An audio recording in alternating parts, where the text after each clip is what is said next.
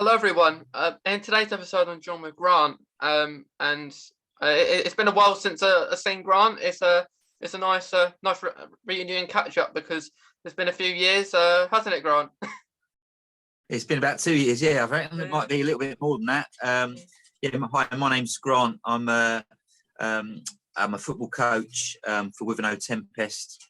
Withenow is a village that's quite close to Colchester. I help look after the under-18s team, as I've got my own son Christian, who plays for the team. And Mason got involved with us. I'm guessing probably about 4 or 5 years ago. I'm guessing, would that be right? It doesn't seem that long ago, but then when you talk about it, it does seem that about around that time. Well, obviously, it must be at least 2 years since I've kind of seen you in the flesh. Yeah. And I'm guessing at least 2 years, I think you was coaching with myself and Simon, weren't you? Yeah. It seems well, it might have been 2019-ish, maybe beginning of 2020 last time I did it, and then I have to stop. Yeah. But you got involved quite a lot. You got the tracksuit and everything, didn't you? Yeah, I got the tracksuit, got all the kit. Might have to have that back. So have you missed being involved with the football? Well, yeah, I have. Like I've missed even going to watching games as well, and I suppose it was on Sundays mornings, going to the games, and it was nice seeing well on the sidelines and telling people where to go and everything. And you've been to a couple of cup finals as well. We went to a cup final at Withenow Town. Oh yeah, which was quite fun. Yeah, I remember that. Like we was only had two managers at the bit, and we had to get swapped over. And we did, didn't we? Yeah, they'd only let two, wouldn't they? Yeah, ridiculous rule. But the biggest thing I got out of that game was the amount. There was a lot of young supporters in the stand behind us. There was quite an atmosphere, wasn't there? It's got a good atmosphere. I think that was quite shortly after I joined that game. That was the Clacton Town versus Withenow Tempest kind of local derby, and all the kids knew each other in the teams, but also lots of their friends came and supported the game, which led to some singing and stuff on the terraces. So that was quite fun. That was pretty cool. So tell me why did you want to get involved in coaching? Because I suppose I'm football mad myself. I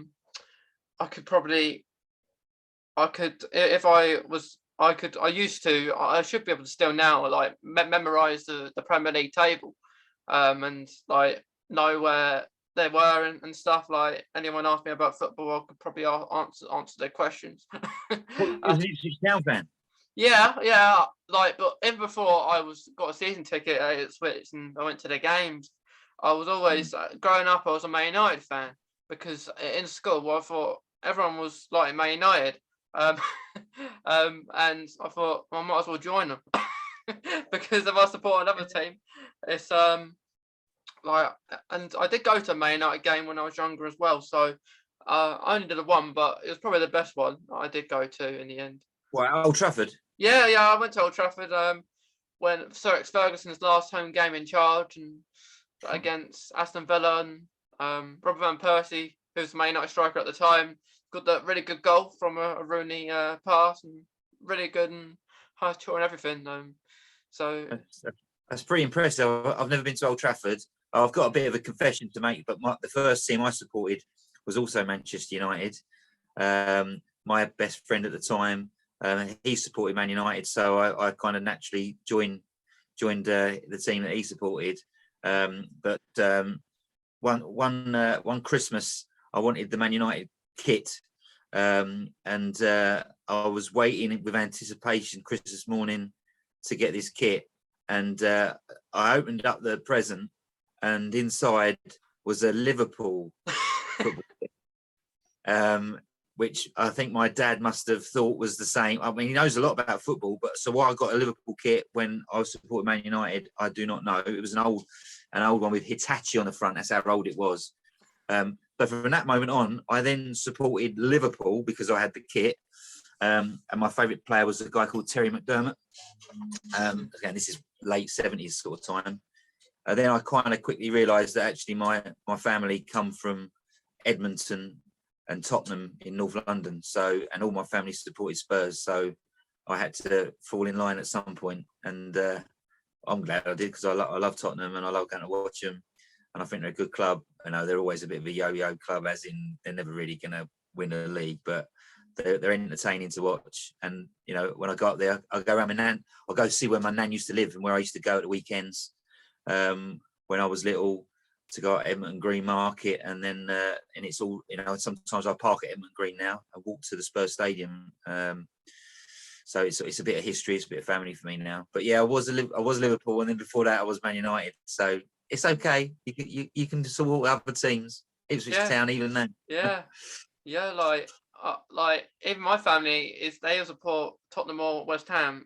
They're always the two teams that pop up, and I don't like West Ham, and I don't know. It's just something about it. Like, I don't like. There's no. Also, if someone asks me why I don't like West Ham, I can't really tell them.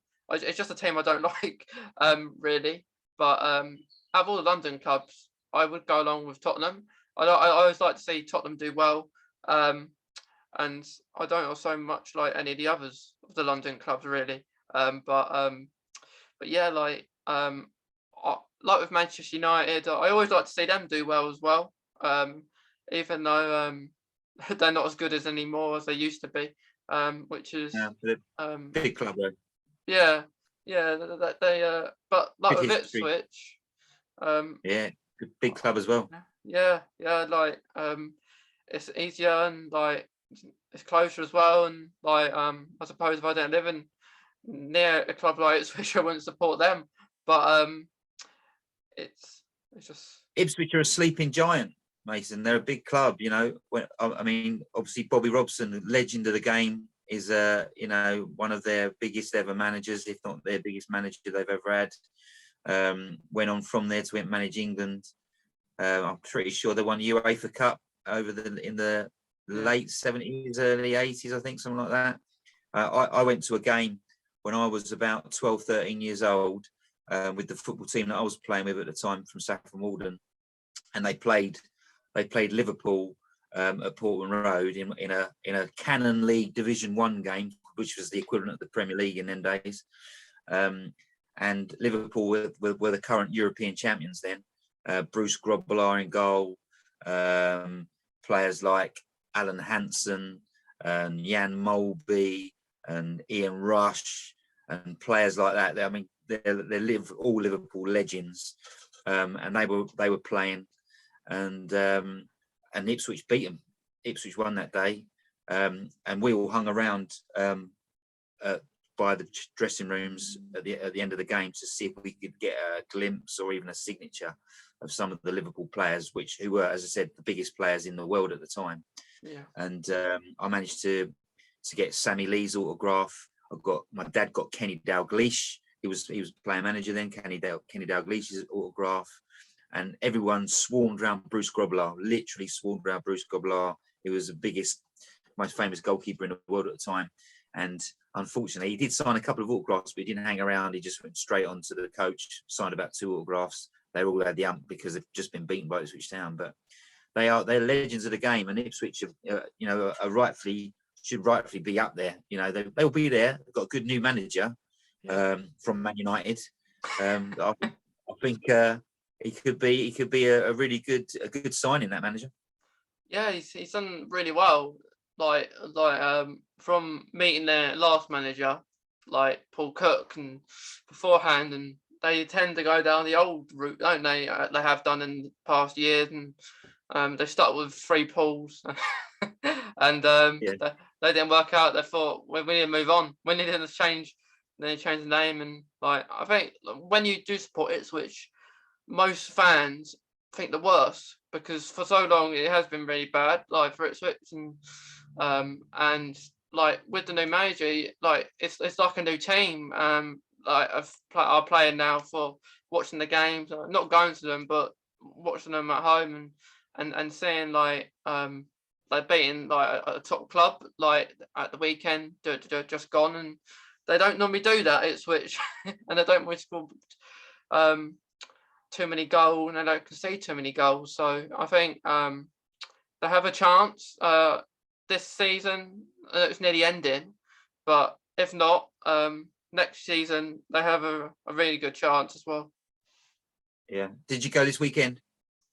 No, I haven't been going because of restrictions and all non-existent anymore. So it's not really it's not really safe for me to go. Unfortunately, which last game I went was last year. Yeah. But it'd be nice, like, if things improve and maybe I'll go again at some point. Um, but yeah, it's still nice to see him at home, even though it's not the same. But yeah, it's still watching your team, I suppose. So hopefully you'll be going soon then. Is that the plan? Well, the plans are just to see. It's just to see what it's like, and like see how things improve and everything. So I wouldn't say soon. Like at the moment, with cases and everything, at the moment it doesn't look likely to go this Okay. season. But hopefully maybe next season. But I suppose I'll just wait and see. So when you can get out there again and get involved in watching football, are you going to get back involved in coaching? That's the plan. It's like it's annoying because like last year, late last year of 2021, I think it's going to be a good year.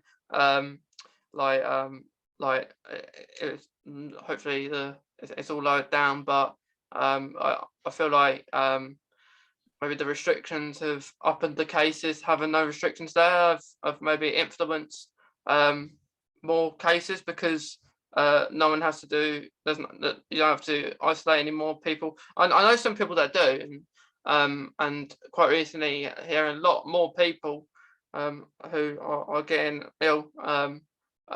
So it is the plan is I want to get back into coaching, but I don't know when. That's the thing. Yeah. And obviously, you know, we're because you're saying, is it next week that it's National Autism Week? Is that right? It's it started this week as we're recording it. It originally started today actually. National Autism Okay. Week. Naturally, we always pick the right day. Yeah, we picked the right day, didn't we? So what would you say to people that have autism about getting involved in coaching? Is that something that you would recommend, and why would you? Yeah, I'd recommend it because I feel like not many people that well, I don't know many people that have autism and are a coach as well.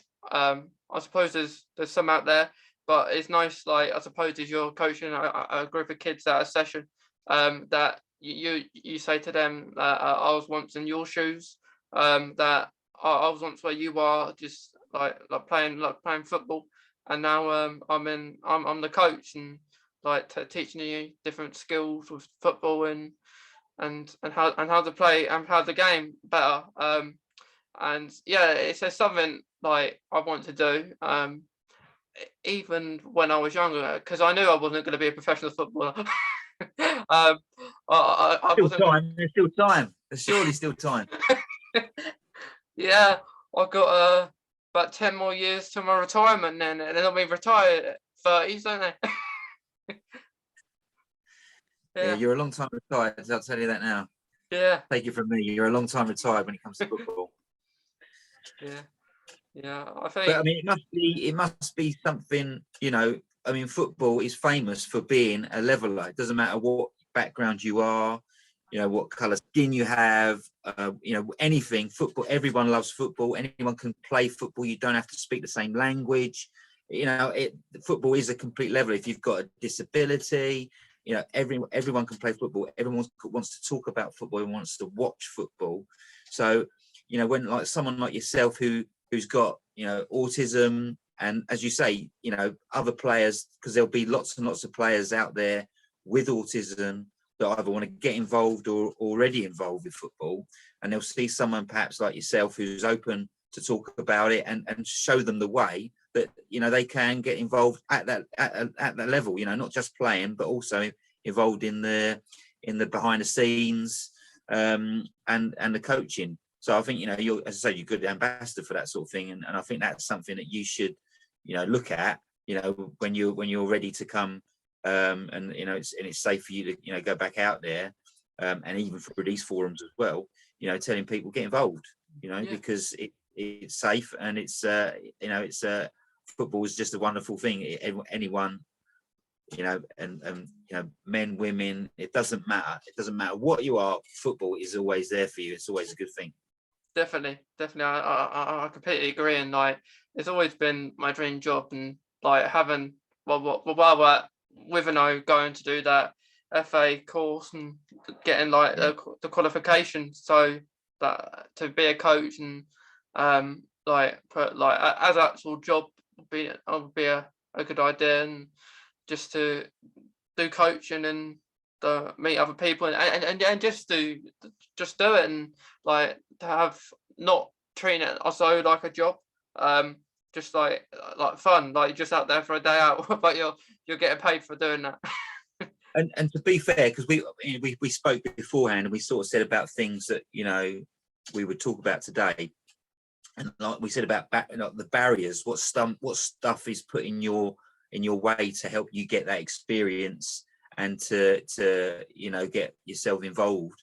And we were talking about that cup final where, you know, there was a bit of I suppose argy-bargy would be the perhaps term, when they weren't really being all inclusive, because they would only have allowed 2 coaches, wasn't it? That they would only let 2 coaches in the dressing room, 2 coaches in the technical area in the dugout, and there was me, Simon, who, you know, are kind of like the leaders, and obviously yourself, you know, being involved as well.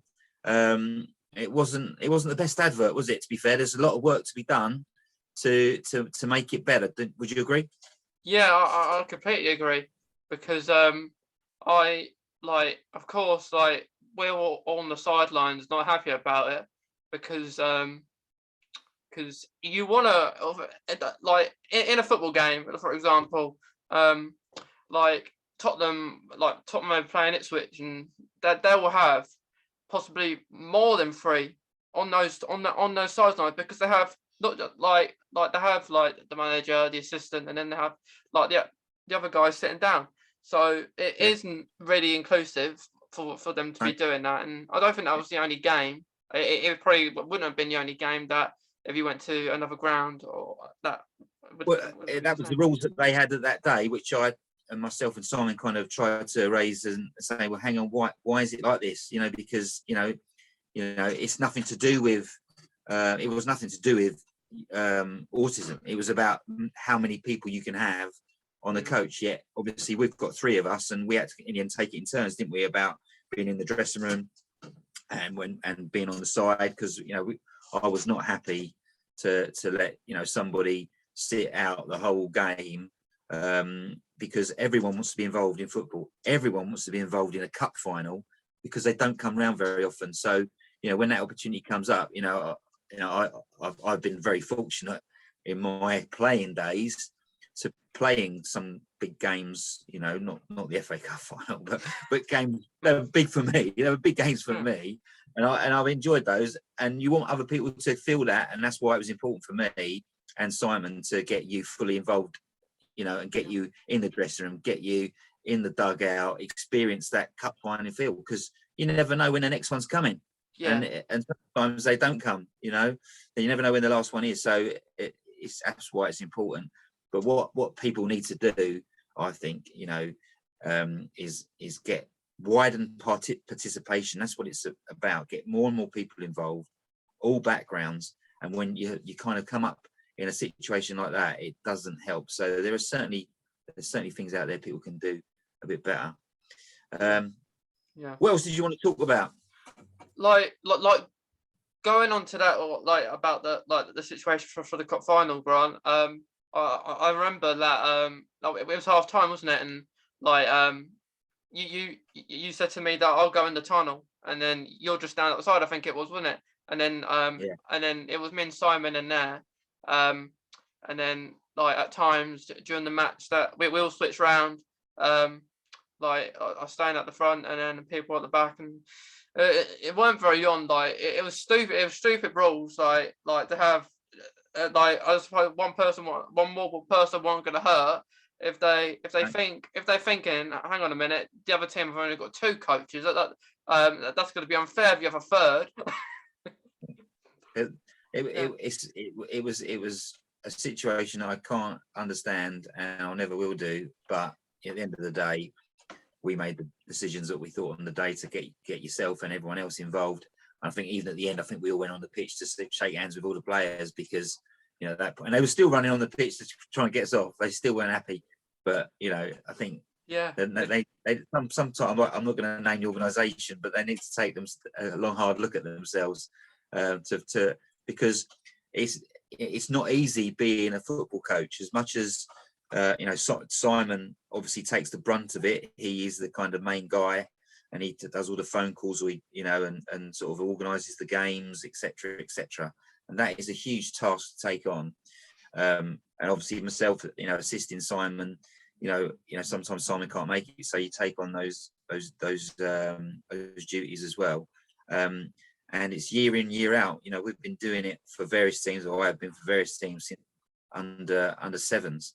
And now they're under 18. So, you know, it's not something that you can really, you know, there's lots of people that start it and then wish they hadn't, I think. And it's understandable because there can be a lot of grief. But I think, you know, I take my hat off to anyone that does it because there's a lot of people on the other side of the pitch who one day it will be me watching my boy play, yeah, you know, that will think they can do a better job. But in truthful, I'm sure on certain things they can do better, but when you're sticking at it year in, year out and being a constant for those kids, you know, you know, as I said, I take my hat off to anyone that does it, but it's not something that you should do lightly, but it's something that you need to do. You've got to make it as easy as possible for these people that do it, because they'll easily walk away. And it's just a bit like referees, really. You know, I played Sunday football in Clacton for a number of years. And I was talking to a friend the other day. There used to be five divisions of Sunday football in the Sunday League that covered Harwich and Clacton. And I believe that it might only be one league now. And there used to be 5 leagues. And I think that's down to, you know, people not really being appreciated or can't be bothered to do it, or they make it difficult for you to do it. And also referees, you know, if we don't have lots of good referees coming through, that are prepared to put themselves, you know, again in a situation where they're probably going to get grief from players and supporters, and we've really got to address that, because without referees we ain't going to have a proper game. And in the end, that's why I jacked in Sunday football in the end, because I would be turning up and there'll be no referee, so you'd have to referee the game yourself or get somebody that, you know, come to watch to referee the game, and it doesn't work. You know, they can't be impartial because they belong to one of the teams. So, you know, I think we need to, as football general times, we've got to be far more respectful to referees. I'm not perfect. I've moaned at referees and I've had my fair share of yellow cards, and I did get one red once as well. So I learnt my lesson that day. But you know, we people need to be more respectful to referees, and that starts at the very top. When kids are watching on telly, they've got to take a leaf out of the rugby referees books, and there's full respect to the referees there, and I don't think they show it on the TVs at the top end of the football game, because that knocks on effect to kids playing football. yeah. So there's lots of stuff that we can be doing, you know, but it does start sometimes at the top of the game. Yeah, I think like with like refs, and like I remember I remember that cup game we all went onto the pitch, and I think it was the ref or someone saying you can't have 3 on the pitch. And I actually laughed, I think, at the time, because like you shaking their hands, and like I would think the opposition manager would probably agree, but I don't know. I can't remember that far back. It was a while ago. But like with refs, like I do agree, because like it must be the hardest job, like part of football, I think, like on the pitch, and because they will get shouted at the whole game. Like if it's gonna happen. Like every ref at every game, they know they're gonna get shouted at because like a team, if the other team, like they're playing, the two teams are playing, one gets a foul, another player don't think it's a foul, and then they shout at them, and then they had. I suppose that's why sometimes you may see on the telly that they make those rash choices. The refs, like you may think it's not a red, but they may think that they make that take that, I suppose, to heart sometimes from like how they're being treated on the pitch. Referees will. Football's about, like lots of game sports, it's about opinions. One person thinks this, one person thinks that. The thing is, the referee has the final decision. And sometimes you're going to agree with the decision and sometimes you're not. The thing is, what happens next is the problem, is when you disagree with what they've said.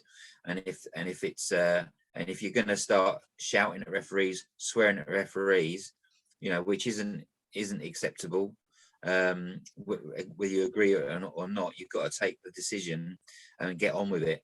As I said, I'm not perfect. I've made mistakes in my time, so I can't just sort of shout and say, "Oh, you never did it, Grant." Well, okay, occasionally I did overstep them up, but in hindsight, when you're a bit older and I can understand it.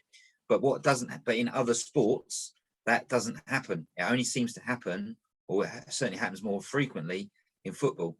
And again, this is why I'm saying that at the very top of the game, when we're watching Match of the Day or Premier League live football, and you see footballers surrounding the referee to demonstrate their complaint either at a foul or a decision that the referee's made, that isn't good. And the thing is, that gets copied by the people that are watching it, mainly young people, at the age of 6, 7, 8 years old, and they think that's the right thing to do, and they will copy that on a Sunday morning out on the parks in England.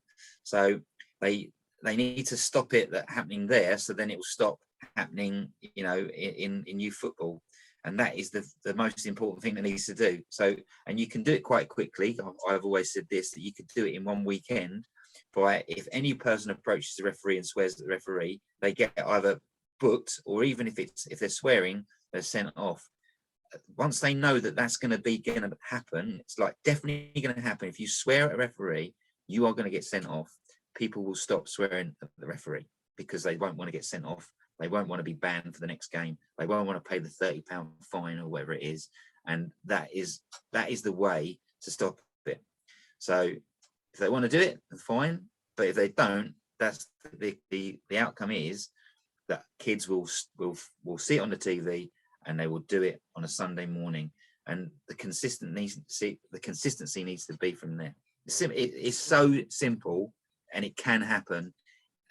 And they don't even have to change the rules, because the rules are already in place, that if you use foul and abusive language to the referee, you can be dismissed. Simple as that. So enforce the rule, and everyone will be learning straight away. In a weekend, you'll have loads of sending off, because they'll tell them, if you swear at the referee, I'll send you off. And then they do swear, and then they send off. They can't be saying they weren't warned. And that, to me, would be a very, very refreshing thing for the FA to do. But they have to do it from the very top. Can't do it on a Sunday morning and then carry on letting the professionals shout and holler at the players on the TV. They've got to do it on the TV, follow it through right way through to grassroots. There you go. That's that one sorted. Next. Yeah. I think one thing I don't like. Well, the one thing I do like and don't like. The one thing I do like is that, for example, there's no VAR system. There's no VAR system, which I don't like. Because what's annoying, like if you're watching a match in the Premier League, for example, on telly, and people are hovering, like the decision, a team is disagreeing with the ref, and the ref has made his choice. The ref has made his decision. It's final. He's done it, and then because the players are hovering around him, like saying it's wrong, and then he feels bad possibly, and he goes to VAR, and then he sees it, and then he cancels it or cancels the goal, which I don't agree with. I don't agree with VAR at all, really. I don't think No. it helps the game. The game is around about probably about 150 years old. The sport, the Football Association is around about 150 years old. I think this is the 150th FA Cup, or 150 years the FA Cup, whatever it is. It's around about 150 years that they've had it as established with rules, etc. It's become, I think, the biggest game in the world. Yeah, it's the most participated sport. It's played all over the world. Again, the lot, right? It is played throughout, and it's become big, not because of VAR, because it's a great game, and referees refereed it. Yes, they made mistakes, but then they're still making mistakes with VAR. So what's the point? You know, the VAR was to eliminate mistakes. It hasn't. It's just made other people, or more people, make more mistakes. They could just, and also they've got the benefit of watching it in replay, and they still make mistakes. So at least when you had a referee making that decision, he saw it with his own eyes. He made a decision of what he saw at the time. You know, you can slow it down, show a different angle, get someone else's opinion, and change your mind if you want to, and still get the wrong decision. So why don't they just stick with what they had, which was making mistakes is part of the game. They always say it will level up over the whole season, where some you'll get and some you won't. And as I said, you haven't got it at Ipswich Town. It's still a great game. The whole point of football is to have those moments when you see something unbelievable. You know, the other night, Christian Eriksen scored a goal with his first touch coming on a year after, or just under a year after he had a heart attack on a football pitch. He came back on, and within a minute, he put one in the top corner. An unbelievable moment for any person that was there to witness it. There's always part of you now thinking, well, hang on a minute. It might be something that happened a few moments ago that will cause it to be not given. And that little moment disappears. So people don't experience that elation, that moment of, oh my God, what a fantastic goal, because they've got to wait a minute just to see whether it counts or not. And that will ruin the experience. You go to Ipswich Town and you see a magic goal, and I've been a couple this season, I've seen them on telly, and they are magic goals. They're given there and then, and there's no qualms about it. The only thing you've only got to look across for is if the lino has put the flag up. And if he hasn't, it's a goal, end of. And you want to enjoy that. Any person that watches football in a championship or any non-league game, because I think they're the benefactor of the VAR at the moment, is that you can go watch non-league football on a Sunday morning with my boys, or you can watch, you know, Clacton Town or Wivenhoe Town or Ipswich Town, and you won't get VAR, and you'll enjoy it for what it is, which is a game of football where the referee makes a decision. Or you can go watch a Premier League game and spend a lot of money and then think, okay, well, that was a great goal, we got disallowed, or that happened and it should have been a sending off. And now the discussion is about VAR rather than what's a great goal. And that is my problem with VAR. And I think, I don't know at what point they're going to change it. If they ever will, I hope that they will, because I don't think, as you just said, I don't think it's improved the game, and the game didn't need improving. Yes, sometimes it's big money, and I get why they do it. They want to get the big decisions right. They're still not doing it, and they've brought all this in. So I think it's been a waste of time. In fact, it's detrimental to the game rather than improving it. Yeah, I agree. And like, I think like now you'll watch a game and they won't celebrate, that they'll fear if it is it a goal, because like you're supposed to celebrate. You can't just they don't celebrate because of it might be wrong. And the only good thing, I think even there was like just checking if it went over the line or something. That's one of the best things about it. And yeah, and that's because it's factual. That one they can't really get wrong, because the technology has been used before. It's been used at tennis for a long time, and it's foolproof. You know, it's been accepted. It works. It's black and white. It's either over the line or it's not over the line, and that technology shows it. So it works. So you can bring that in. You could bring that in all over the field if you want, for going on and off for corners. And there was a goal scored by France a few years ago that knocked Republic of Ireland out of the World Cup, I believe. Thierry Henry scooped it with his hand. That was, I don't know, something happened that was mad. That everyone caught, but the referee didn't, and it was given. So they're the mistakes. that could be rectified because it's over the line or it's not over the line. But it's the ones that still have opinion, you know. I mean, some of these people getting caught offside because the shoulder or their armpit was off. I mean, that's just absolute ridiculous stuff. That is like, I've always just liked that. Like it's silly. Like you watch a game, there's like arm or finger will just be off in it. It's silly. It's bizarre.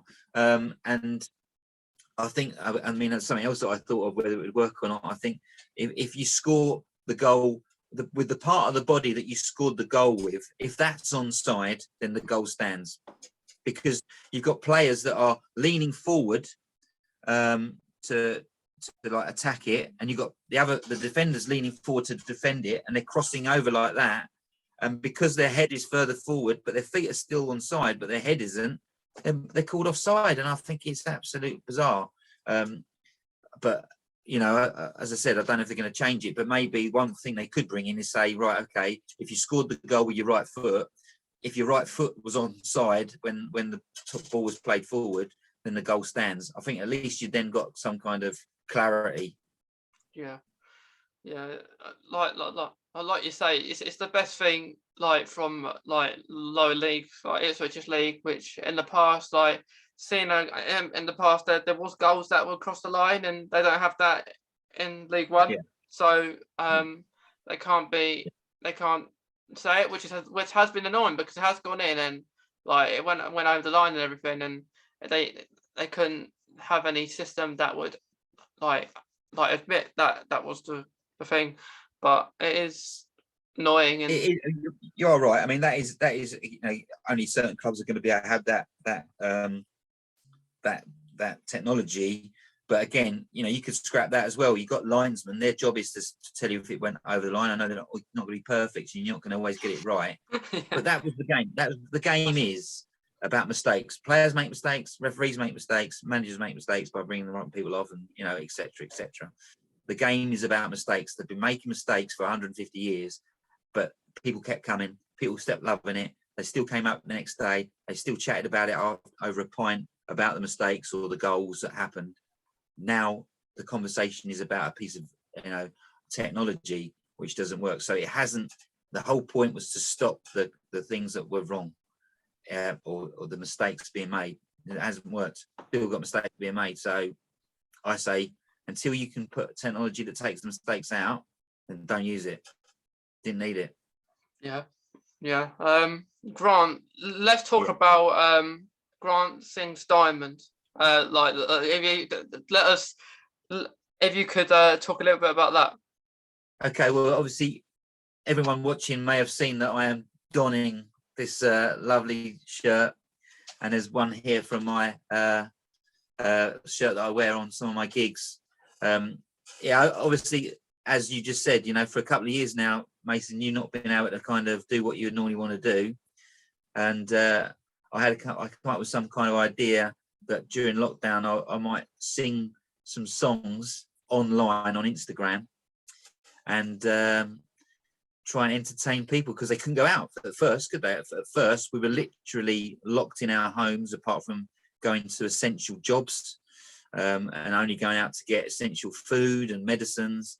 And I came up with an idea one day that I would sing some songs online and invited people that I knew that followed me on Instagram, and my mums and dads and friends.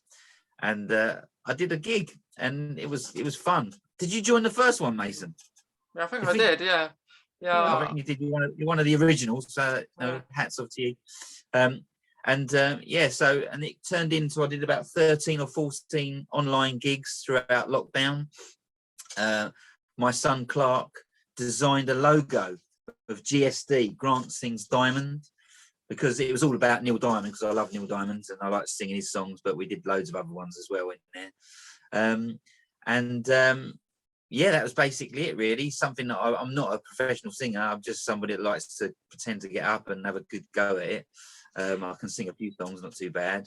And then I always promised that once the main lockdown had kind of was over with, I would do a real live gig, which took place last August in Freighting Village Hall across the road, and we raised some money for charity, 2 charities. One was for the diabetes clinic in Colchester. That's because during lockdown, my oldest son Christian was diagnosed with type 1 diabetes, and he's doing really well with it now. But obviously it was a bit of a shock to everybody, especially him and Claire, my missus. And so we thought and they looked after him and us really well. And also during lockdown, Claire, my wife Claire, wasn't very well. She was taken ill, and although it turned out not to be a stroke for a short period of time, there was concerns that she had a stroke. She's made a full recovery. It was some form of migraine, but she spent 3 or 4 days at the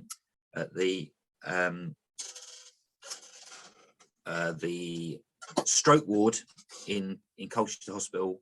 So we split the money, which was just under £1,000. We split it in half between those 2 charities for the live gig.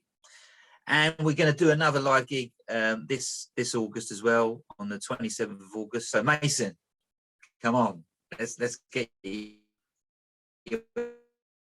out there. Let's hopefully we can get you to do another gig for, we're not some other charities as well, maybe the same charities back in August, back at Freighting Village Hall. So follow me at Skego9 on Instagram, and you can see some of the stuff that I've done in the past. But that's what GSD is all about. Grantsing's Diamond. I hope that sums it up. And obviously Mason followed me, and his mum and his dad followed me on Instagram, and you kind of joined a lot of the gigs, didn't you? Did you enjoy it?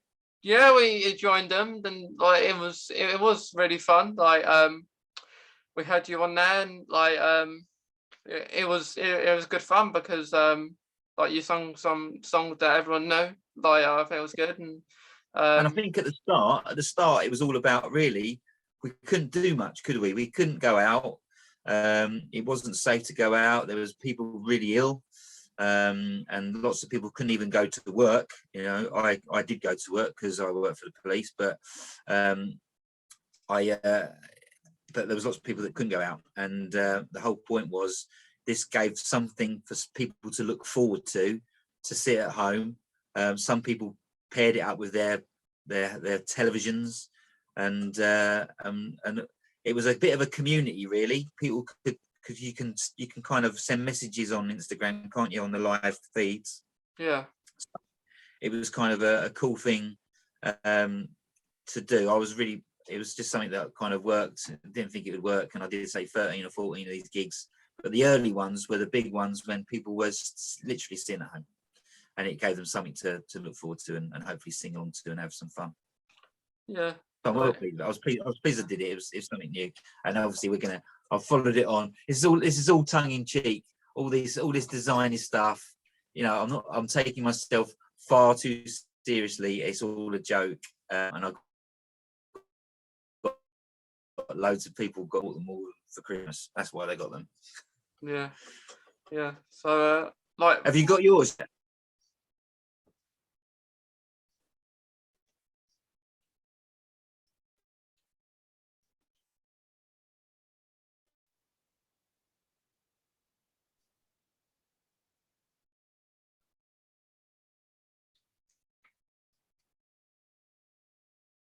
One.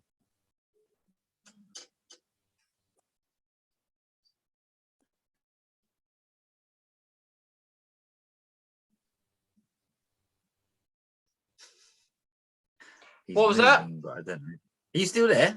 Yeah, it just went slow for a minute. Oh, did it? Oh, it was all fine. I was just saying, have you got your Grantsing's Diamond t-shirt? Because I know you like a t-shirt. So I want to see you wearing a Grantsing's Diamond t-shirt. No, I haven't got my my t-shirt. I know, but you like t-shirts, don't you? Because I see you always wearing something on your t-shirt. You've always got some sort of slogan on there. So you need to get a dual Ipswich Town / Grantsing's Diamond t-shirt. There's the challenge. Yeah, we'll have to, won't we? Like, we'll have to sort one out, because I want one for my like you have to let me know like how you got it made and everything, because I've got my own logo. I just want to get a t-shirt. If you go to Red Hot Sauce in Elmstead Market, there's a company online. I'll send you a link later. Okay, yeah, because But I'd like one as well. yeah, get yourself one, or get one. You can get them dual branded. You could have GSD, and you could have your Crohn's and colitis thing, or you could have an Ipswich Town badge on it. You could have all sorts, but you've got to have a GSD t-shirt. All right, I'm telling you. Yeah, you have to send me one. Yeah. Yeah. So, but before we go, Grant, if you could just, I suppose, say like a little bit like I suppose advice for like people getting into like football, I suppose. Well, as I said earlier, really, football is for all abilities, all backgrounds, and if I'm honest, as I did mention a minute ago, that I do work for the police, and I do a lot of work with young people that sometimes maybe they get involved in crime, or maybe they're sort of got issues at home or whatever. And one of the biggest things that I say to people is get involved in sport. It doesn't have to be football. Obviously, football is my thing, but it's not everybody's thing. But getting involved in a team sport can really do wonders to your life, because you learn about teamwork. But more important to that is that it puts 2 appointments, or often at least 2 appointments in your diary every week. So somewhere you're going to have to be, because there's a lot of pressure on young people sometimes to act a certain way or hang around with certain people and get involved in some things that maybe they really, really shouldn't. But you're far less likely to get involved in that stuff if you are actually busying yourself. And as I said, football or sport is a great way of doing that. For the boys that I look after, and I have looked after for, over 10 years, for most of those 10 years anyway, been involved in, they'll have had a Wednesday night training where you'd have been, where we would do an hour and a half of football, a bit of banter, a bit of fitness, but most importantly, get together with like-minded people that love football. And then again on Sunday morning, going out and playing a game against another team in your area. And by doing that, you're getting involved in your local community, you're getting involved in sport, you're keeping yourself fit. And it then is a distraction from potentially getting involved in stuff that, young people can be sometimes pressurized to get involved. And this is sometimes a good excuse of not getting involved in the first place with it. So I think that's the main reason I do it, if I'm honest with you, Mason. It is to give, young people a safe place to play football, get new friends, and keep out of trouble. That's the main reason. And as I said, it doesn't matter whether, and again, bringing it back to yourself, really, by having yourself, involved with the club, it's something that me and Simon were both really proud to get you involved, and hopefully you were proud to be involved with, because it makes it so much more wider participation. Everyone can get involved. There is no barriers to getting involved. Doesn't matter how good a football you are. We've got players in our team that are fantastic. We've got some players that are not fantastic yet, but they might want to be. But we've got all abilities in that team, and that's what I love about it. So it doesn't matter. You don't have to be the Messi or the Ronaldos to be going out there on a Sunday morning and a Wednesday night. It can be just the fact that getting out there and putting your kit on and having a runabout. Yeah, but that's the way you should do it. Yeah, I think that's great, Grant, because all you have to do is just enjoy yourself. Like you say, it doesn't matter how good you are, just that you're having fun. That's absolutely, yeah. And believe you me, I used to be all right at football, and I'm rubbish now. Unfortunately, I have to admit it. I'm useless. I've lost all my fitness. I've lost all my coordination. But I still love putting the stuff on. I love putting my kit on and walking out there Wednesday, joining the boys. I wish I was still 17, 18. I'm not. I'm 48 nearly. and I still feel the same age as it did back then. Unfortunately, my body can't do it like it used to. Yeah, but do all right on the sidelines though. Yeah. Oh yeah. I've been there, seen it, and bought the GSD T-shirt on the sidelines, mate. Yeah. Well, I think we spoke about a lot of good things today. We talk about like Yeah. a lot of different things about football, about autism. I got Grant's diamond as well, which Yeah, it's brilliant. It's brilliant. I've enjoyed it. Thanks yeah. ever so much.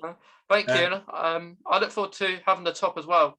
All Grant's right, yeah, diamond on we'll it. sort something out. I'll tell you where you can get one. I won't get you Yeah. one. I'll tell you where No, you can get it. all right. Well, Cheers, Mason. thanks, Ryan. Take care. All the best. Yeah, good luck.